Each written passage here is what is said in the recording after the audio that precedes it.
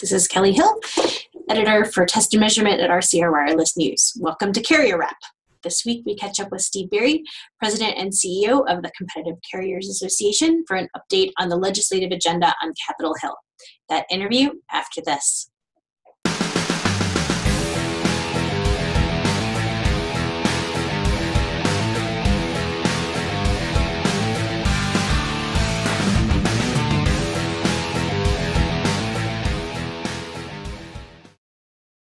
This is Kelly Hill with RCR Wireless News. I'm here today with Steve Berry, who is President and CEO of the Competitive Carriers Association. How are you, Steve?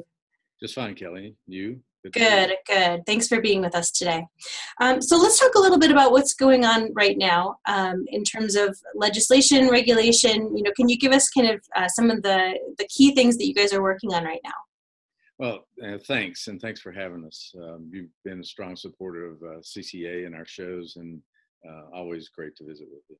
A couple things. There is a lot going on, particularly at the FCC and on the Hill. I think I would put them in 3 or 4 categories. One is infrastructure. We hope that there's going to be some movement on infrastructure issues, siting, and expedited siting for facilities. I think the Mobility 2, MF2, we call it Mobility Fund 2, is an issue we should talk about. Big decision of the FCC at the beginning of the year, and now we're getting into the actual implementation, and then we would look at the challenge process, and we can talk about data, how significant that issue is to Mobility 2. And then, of course, you mentioned spectrum as one of the things. Yes, spectrum is always critical to wireless carriers, and we can talk about not only the closing out of the 600 megahertz auction, which everyone's looking forward to seeing access to that spectrum, low band spectrum throughout the United States, and the repacking, and then also the millimeter wave spectrum, the spectrum frontiers issues that are currently before the FCC. And then, the legislative front, we've had a lot of activity. We can talk about several bills there that some bipartisan, and hopefully we'll see some legislative action this year on some of those critical bills also. So a lot going on, a lot to get your sort of hands around, but it's always interesting. Okay, great. So let's talk a little bit about Mobility 2. And now there's, give us a little bit of context. And I know that you guys recently put out some statements about, the importance of data collection when people are thinking about, trying to assess whether some place is served or not served. Yeah, and that's a big issue. I testified a few months ago on the House side on the infrastructure issue, and we talked about the criticality of the data issue, knowing where an area is or know where areas are underserved or unserved is very important when you're making decisions about money and where you're going to put the resources. There's a big decision by the FCC, which we appreciate, by Ajit Pai, the chairman, on making sure that we had a legacy program that would transition into a new build program. And when you look at it, you're talking over almost $5 billion worth of money that's going to be spent in the Mobility Fund 2. And we want to make sure that that money is spent in the right place for the right reasons, and to provide high-speed mobile broadband coverage to rural America. I said at the hearing, if you can't measure it, you can't fix it. And we've had several hearings since then. On the Senate, they had devoted an entire hearing to those type of issues. One of our key members, C-Spire, testified there, and then our own Senior Vice President of Legislative Affairs, Tim Donovan, testified on the House side just last week, going through the impact of good data and good information, making informed decisions. So that's where we are right now. We'd like to see quality data that is the basis for decisions on where and who qualifies for access to the Mobility Fund 2 money, which historically has been the U.S. Universal Service Fund dollars that was mutated into the CAF, the Connect America Fund, and then sub-fund under that is the Mobility Fund 2. Okay, Great, thanks for that context. Let's talk a little bit about spectrum. I know CCA has been submitting statements in terms of having concerns about members' access to spectrum. Both in terms of some of the acquisitions that are going on, like Straight Path. But as we move forward into 5G and thinking about millimeter wave, so can you talk a little bit about what you guys are seeing in terms of regulation and legislation and spectrum? Well, we are concerned about the aggregation of spectrum holdings by the two largest carriers. You look at fiber tower, and we filed at the FCC. Those licenses themselves should have been returned to the FCC, and we should have had an auction. That's our contention, because then every carrier would have an opportunity to get access to that spectrum. The taxpayer, i.e. the consumer, would not only benefit by having the spectrum in the marketplace, but also the taxpayer would benefit by having revenue coming into the treasury. And we're also concerned about the Verizon Straight Path merger or acquisition, mainly because in many areas they would exceed the spectrum aggregation levels to 1250 megahertz. And that too should be looked at, mainly because many carriers would like to get into that 5G world spectrum, the millimeter wave spectrum. And it just doesn't seem like it's like the policies are making it, I guess, easier for smaller companies to access what will be extraordinary platform of 5G services in the coming years. And that's one of the areas of concern, because I hearken back to the history of the 700 megahertz. We had an auction there. Everyone thought there was an ecosystem that everyone would be able to participate in. But the first movers in that instance, like AT&T and Verizon, carved out their own spectrum bands. And for years, smaller carriers who could not afford independent, creation of devices on their slice of spectrum were thwarted in the marketplace from getting that 700 megahertz spectrum utilized.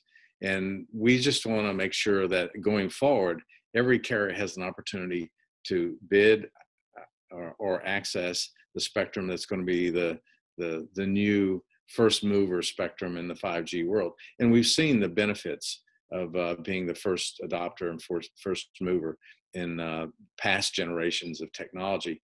And this is one that I think we just have to be very cognizant that there's only one entity that controls the spectrum. It's called the federal government. And when they make it available or sell it, chances are they're not going to make any more of it. That is the band of spectrum that's going to be available. So let's just make sure that there's plenty of opportunity for new competitors to access the market. And that's where our policy, I think, premise lies. And we want to make sure that that the spectrum is not literally monopolized by one or two large players. All right, so Steve, can you talk a little bit about what's on your radar over the next few months? And I think there are also some changes expected at the FCC right now, or soon. Yes, you mentioned the FCC. It's possible that you could have 3 FCC commissioner nominations pending in the Senate at the same time. Jesse Rosenworcel was former commissioner, now re-nominated for commissioner.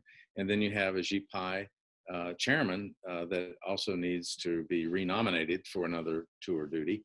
And then another Republican slot, a commissioner, that we believe the White House is very near making a decision on that. So it's possible that all 3 could be pending in the Senate at the same time. And if the Senate acts, after the 4th of July break, probably, we could have a full commission. And I think that could bode well for moving some legislative vehicles also, because I think there would be a probably a better feeling on both sides of the aisle that the commitments previously made were adhered to. So we're looking forward to seeing a full commission in the months ahead. And I think that will also have an impact on the goodwill of that. I think will also have an impact on the Mobility Now Act, which is a bipartisan Thune and Senators Thune and Nelson in the Senate, which could then move some of the infrastructure issues along as we've been talked about earlier. So a lot of activity going on on the Hill and at the FCC. The legislative agenda is getting rather fulsome. We have a lot of bipartisan efforts on not only the Rural Wireless Access Act, which is Senator Wicker and Manchin are the co-original sponsors, but we have, I think, 8 members, bipartisan members of the Senate that have already co-sponsored that bill. And it really goes to the issue of collection of data. It recognizes the need for quality data as you address the Mobility 2 fund, and which is really critical to getting high-speed mobile broadband out to rural America. So we hope that their good guidance will be appreciated at the FCC, and we'll have some not only bipartisan legislative endeavor, but hopefully we'll have bipartisan policies at the FCC that would encourage similar services in rural America. And I mentioned legislation. We have the LoBSAC bill on the House side, clearly designed to establish a consistent method to collect data and information. We mentioned earlier that $5 billion over the next 10 years are going to be spent. The least we can do is make sure we have quality data to make those decisions, base those decisions on. And then we have the Rural Comparability Wireless Act in the House side also that McKinley and Welch have co-sponsored, which both of which from rural areas, and they want to make sure that rural America is not left standing in the dust with the advent of advanced wireless services. So that one would encourage federal policies that would actually ensure that we have high-speed mobile data, high-speed access to mobile broadband and voice in rural areas, similar to that in urban suburban areas. So a lot of good activity in that regard, and I think on the infrastructure side, all those actually unify the legislative focus and desire to have expedited siting and of wireless facilities throughout urban and suburban area. And so there's some real good bipartisan support to look at, the NEPA and the Section 106 siting requirements, and hopefully we can come to some understanding of how we can move very much quicker to deploying this new technology. Okay, great. Well, Steve, thank you so much for your time today. Really appreciate the update on what you guys are working on. Thank you. Thank you so very much. And look forward to seeing you and others from RCA down at Fort Worth. Absolutely. We'll have folks there. Yeah, our 25th anniversary. Hope you and your viewers come join us down. It's going to be a fun time. All right. Thanks so much. Thanks. Bye-bye. So there's the latest from CCA. One update since I talked to Steve and recorded this interview. President Trump did nominate another FCC member, Brendan Carr, the current FCC General Counsel. Those nominations, so Brendan Carr, Jessica Rosenworcel, and Ajit Pai, the chairman, still need confirmation votes. And Steve also mentioned the CCA event coming up on October 25th through 27th in Fort Worth, Texas. I'll be moderating a panel on policy at the show, so I hope to see you there. Thanks for watching, and keep an eye out for our next episode of Carrier Wrap.